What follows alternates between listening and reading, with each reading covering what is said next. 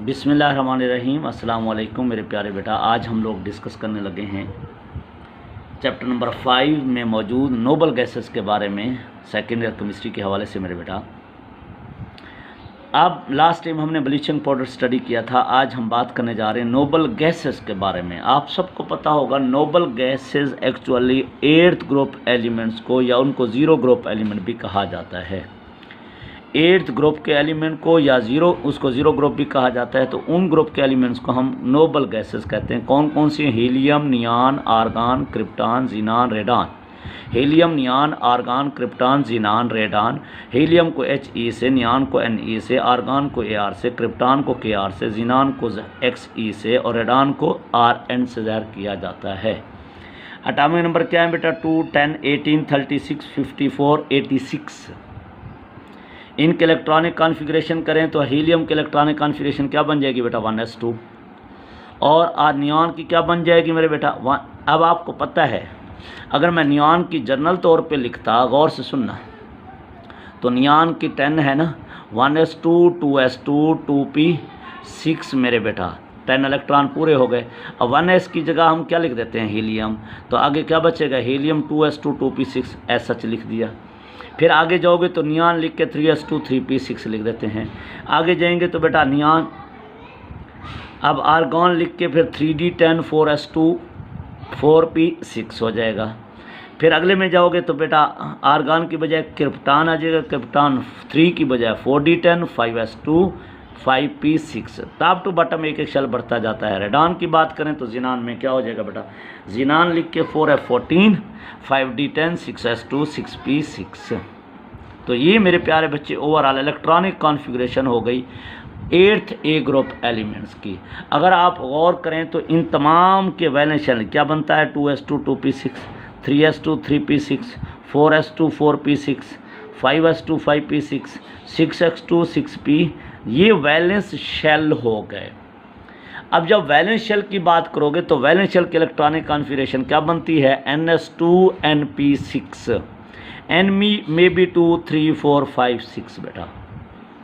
ns इसका मतलब है इनके वैलेंस शेल में हीलियम के अलावा बाकी तमाम के वैलेंस शेल क्या बनेंगे? ns2, np6 बन जाएंगे।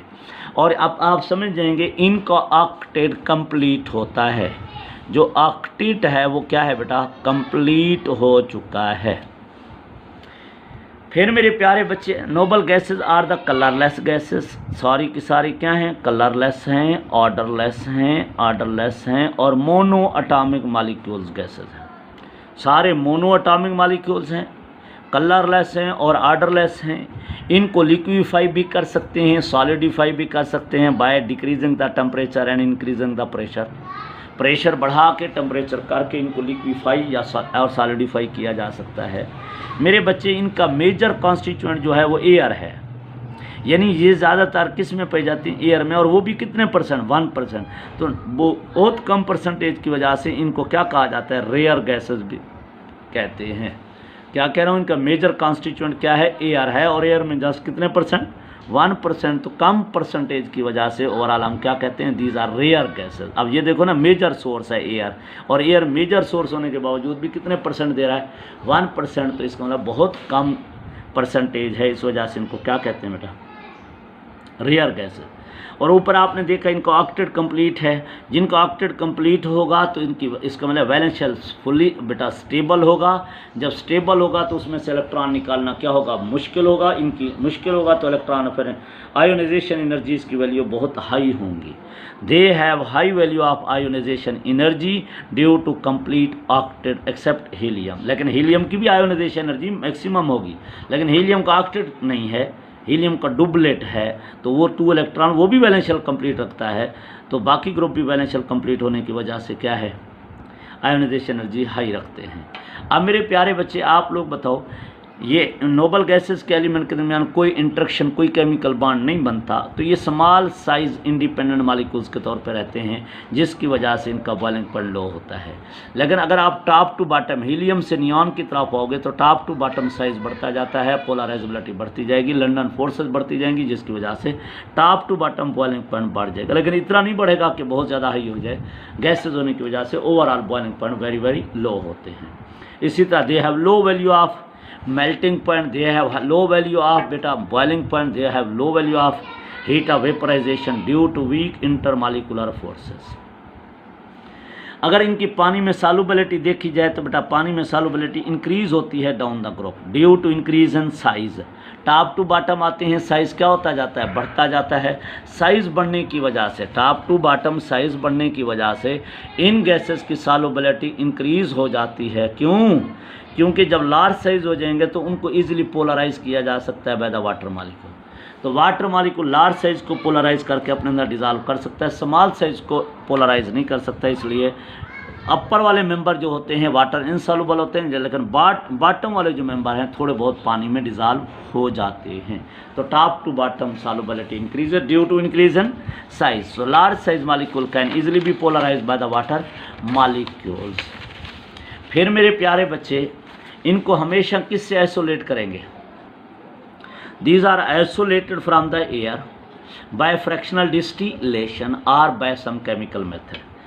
केमिकल मेथड अडॉप्ट करके, फिजिकल मेथड अडॉप्ट करके, यानी डिस्टिलेशन का अमल अडॉप्ट करके, लिक्विफेक्शन का अमल अडॉप्ट करके हम लोग इनको एयर से सेपरेट कर सकते हैं। मैंने अभी आपसे कहा था इनका जो प्रिंसिपल कमर्शियल सोर्स है एयर है, और एयर में कौन कौन से ज़्यादातर नियॉन, आर्गन, क्रिप्टॉन, ज़ीनॉन मौजूद हैं। नियॉन, आर्गन ज़्यादातर ये मौजूद हैं, बाकी भी हीलियम वगैरह मौजूद हैं, लेकिन ये ज़्यादातर मौजूद हैं। अब एक एक को थोड़ा थोड़ा करके बयान करता हूँ। अब बाकी आप सारे बच्चे जानते होंगे, जो भी बात होगी इन चारों पांचों गैसेस के लिए, all these are colourless, odourless, monoatomic molecules, ये बात तो कन्फर्म है। और all these are extracted from the air by the liquefaction of air.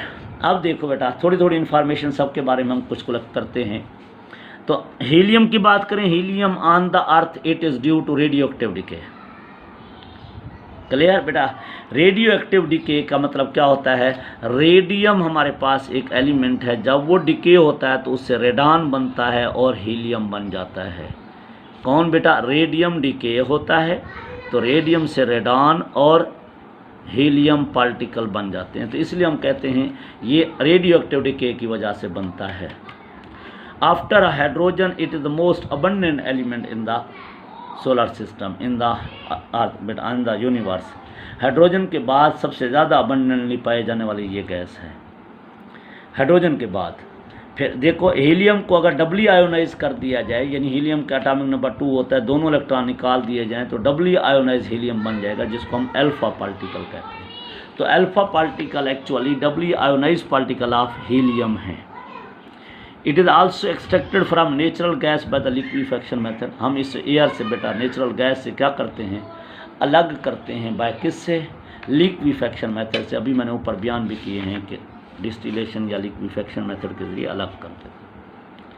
अगली बात है नियॉन की।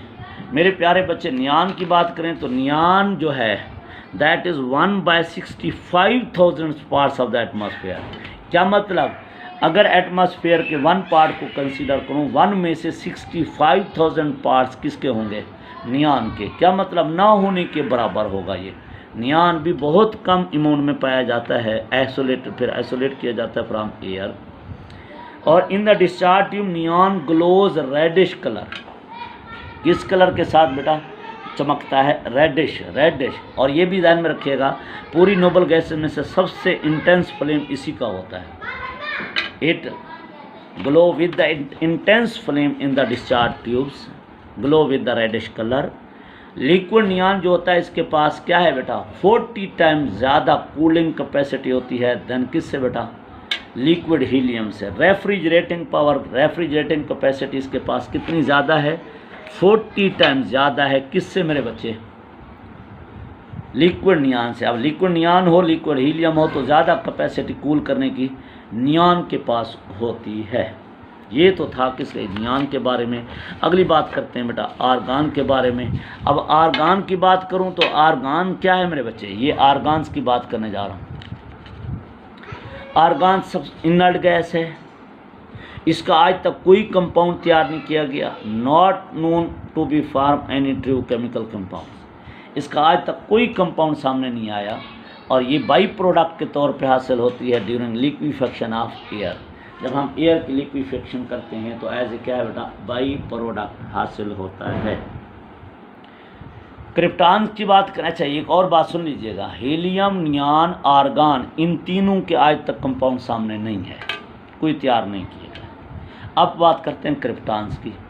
बेटा krypton is present in the trace amount in the air, बहुत कम अमाउंट में पाई जाती है, सबसे एक्सपेंसिव गैस है, और ये पहचानी जाती है, करेक्टराइज की जाती है by brilliant green and orange spectral line. जब हम इसका स्पेक्ट्रम बनाते हैं, तो इसके अंदर जो इसकी लाइनें हासिल होती हैं, यानी इसका कलर हासिल होता है, कौन सा कलर होता है बेटा, ग्रीन और ऑरेंज कलर के साथ स्पेक्ट्रम लाइन बनाती है।